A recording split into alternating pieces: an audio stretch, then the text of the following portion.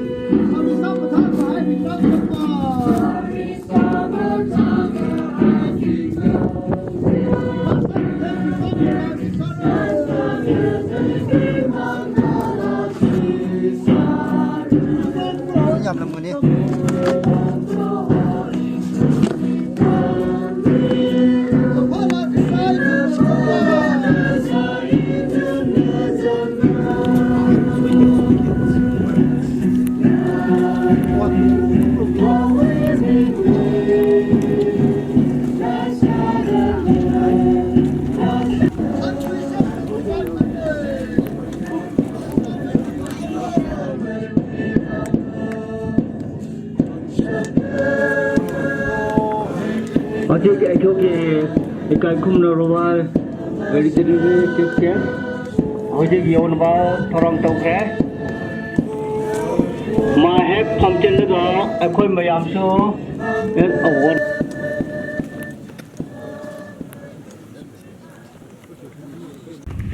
ikai kum naraba yaraba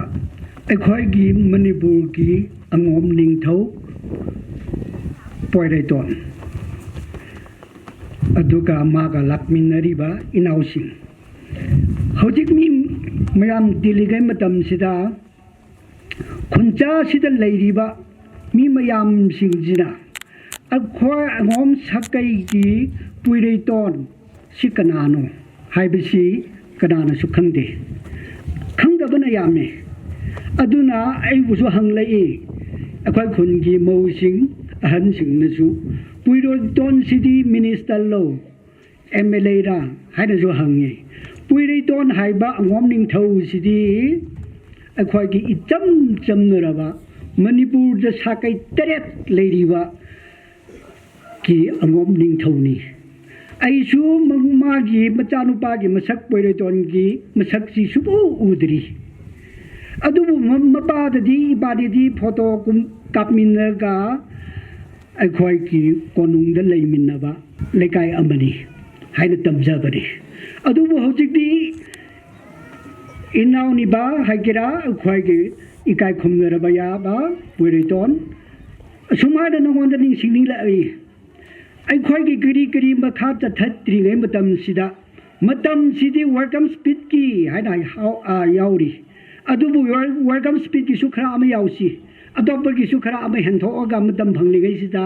hentho aga su khara si mi mamang sida hai thok khara ge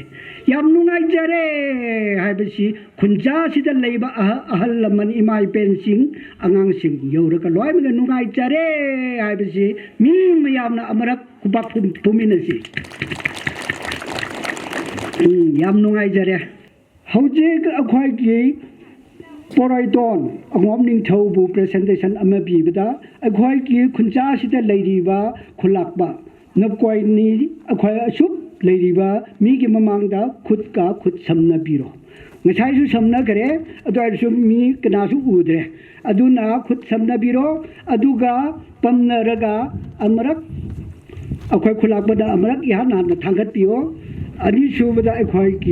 a warming toe poraidon, amarak tangat pio. Madu nungsi chana bagi akhoi ijini na phangna khare thaina mamang da BC gi matam da AD gi matam da 16th century gi matam da di thara iba 16th century ai basi kadi su kuiba wari sunatte adu bhaupati khunja sida su loin ka legini adu masi de hoji de ngasi gi numit sidi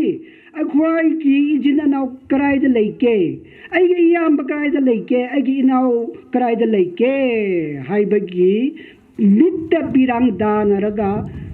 nungai nan pirang daraga nokmin nagadaba matam ni ana khalli aduna matam si yam loroi ke hojikti ꯑꯩꯈꯣꯏꯒꯤ ꯏꯍꯥꯟ ꯍꯥꯟꯕꯗ ꯑꯩꯈꯣꯏꯒꯤ ꯑꯉꯣꯝ ꯅꯤꯡꯊꯧ ꯄꯣꯏꯔꯩꯇꯣꯝꯅ ꯑꯁꯣꯝꯗ ꯂꯥꯛꯄꯤꯌꯨ ꯑꯩꯈꯣꯏꯒꯤ ꯈꯨꯂꯥꯛꯄꯗꯁꯨ ꯂꯥꯛꯄꯤꯌꯨ ꯄ꯭ꯔꯦꯁꯦꯟꯇꯦꯁꯟꯁꯤ ꯍꯧꯔꯁꯤ ꯅꯅꯧꯕ ꯆꯣꯡꯕ꯭ꯔꯣ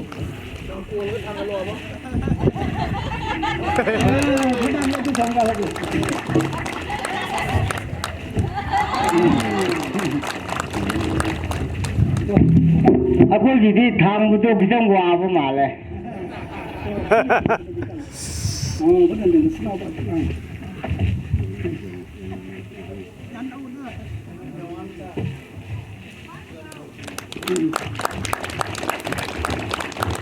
Manipur mayam chingda leiba tampakta leiba angom sakai gi ningthau du mak tare sina akhoi khuncha gi ningthau akhoi khuncha gi khulakba haibaduni adu masu kuidri magi bachanu pada pigi nan ba thorang kan hotnari hojik sidi adu namapani si da leiringai matam sida hojik de akhoi khulakba gi machanu pa ga luhong ba ngai ri kumsi se handak tha sida adu ga mapani na su amdang lep khatiu mi mayamna wak hubi se si 2024 da di malak lakhada bisu yai yam no ngai jare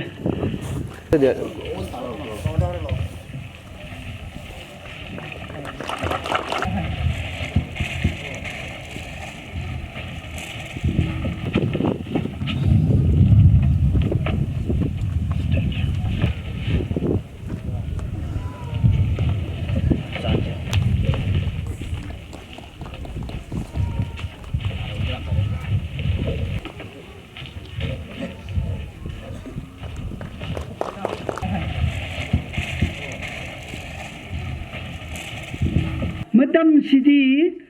I quite a jingle later, Barina. Tam the lady by a quaky, Ning Tau, Hibisiki, Hojiki, a quaky Boyatona, Magi, Mapam Taka, Dudaki, Amdang me among the Lepkat Piraga, my meet by Wanning. Adobo, Hojiki, Handaki, I quite a Gomay City. Hojik the Chahia Maki Manung Sida, I quite Kulak Kunsida labor Kulak Basina. Shiki Kumaisi Hauramaga, Hojik the Chahia Maki December Pawbagi, she the heat to 2024 Lakta about 24, Kissing Madam CEO Lecturing a Pawbasida, Kulak Basida Luching Viruga, Chahi Kutin Sukumaisi Toribane. Adu Hojik the City, Ingwandara, Lamdara, Laudara, Aquina, Yanga Bayalaga, Mahemorong Thaba Madam, Habitu Kumaitu, Chahi Kutin the Naibane. Adubu Masida, Kulak Basina, Masida Aquai Lau Vidradi, Aquina Gari, Chinung that the Baga Tarasu, Mahemorong, Yan Nedubu, Aquaiki, Madu, Pacharakte, Aquaiki, is short Zambidre, Amarom the Lies and Bida Diduna, Aigi, Awaman Shipandre, Ibugum, Aquaga Ibane, Aduna. Aduni to make Kumaini, Aqua Angom Ning Tauborai Donga, Aquaigi, Kunja Sida, Kulak Puriba, Unghon, go away my mingsi. Mabadina Kutka Kut Saminaraga, Pamnaraga,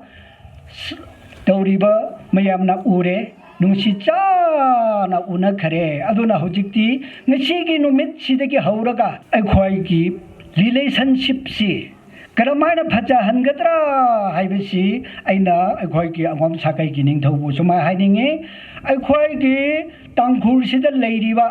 Bumai Bawada Sanabadi Bawada Yoribani, a quite young wom, Hidisi. Adobo Hojik, there, a quite unconsidered labor say, a mom Sakaise, a quite a whom mine at Liber Sakaise, 76 Kumbagi Kunza the lay. Adudin Kumsi Nunsi Unara Banina, non my day, Shikumbaki Matamilak Patringaida, February Gumbacha Sidi Yamnagani had a Kali, Adubu Matudadi, Kari, Macha, Masam Sapa, and Ragatara Gunda. I quite Kunja the Changaga, I get Dada Kundo, I inaudible I la e, Dada I la e, Hibadu. I quite consider labor Kunjing Sina Luchingaga, Kunmayam Sida, no Makatang or so, a hing lector was Unaba, Machinmana Unaba, Hibidi, Yam Daga way. Ado I did my boom, เฮกหลักบมดังสิดาไอ้ควายมณิปุรชนะเลยป้าจริงไม่ยามนับปัญชาแล้วว่าเลยว่าชนะเลยปักใครเป็นสิดีมณิปุรมาจ้าสิงนะร้อยมาใครเนี่ยยาระไปกี่วารีบุยานี่อดูนะไม่ใช่ไอ้ควายนะกระเจไม่ยามสิเขาจริงเนี่ยไอ้ควายสิคริสเตียนให้เป็นสิลาอาวันนี้นะคริสเตียนไลนิ่งไงอดูว่าควายกี่กัสตัมให้เป็นกี่พิรอนไว้ระสูอิสัยไว้ระสูกรีไว้ระสูไอ้ควายสิมาดูดีคริสเตียนไว้เป็นกี่ล้นควายลังทกคราเซียให้ที่ยาเตอดูว่ามุตุงกักละกันเลยวันนี้นะท้ายนักกิสูอิสโอโดอามันนี่หจิกสูอิสโอโดอามันขัดตันี่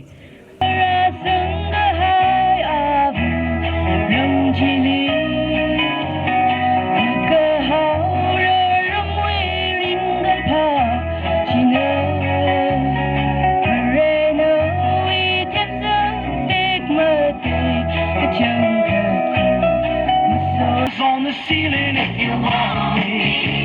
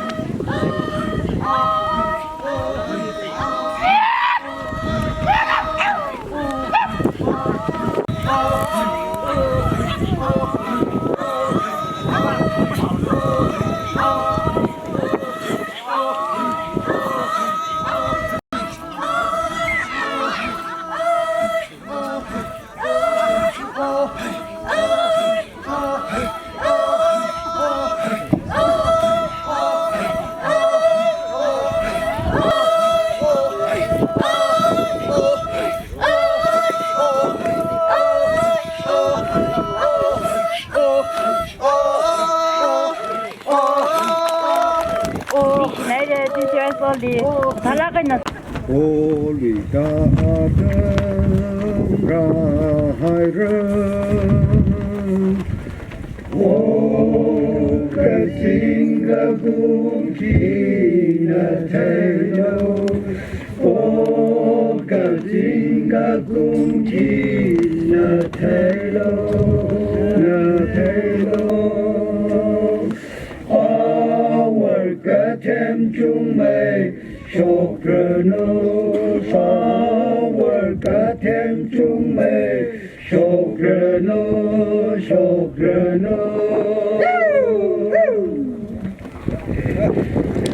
I call Mayamna,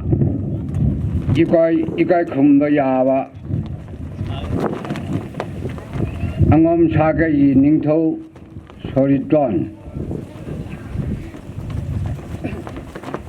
I call Ninto na Lujing Laga, Magi College Spring, Mayam.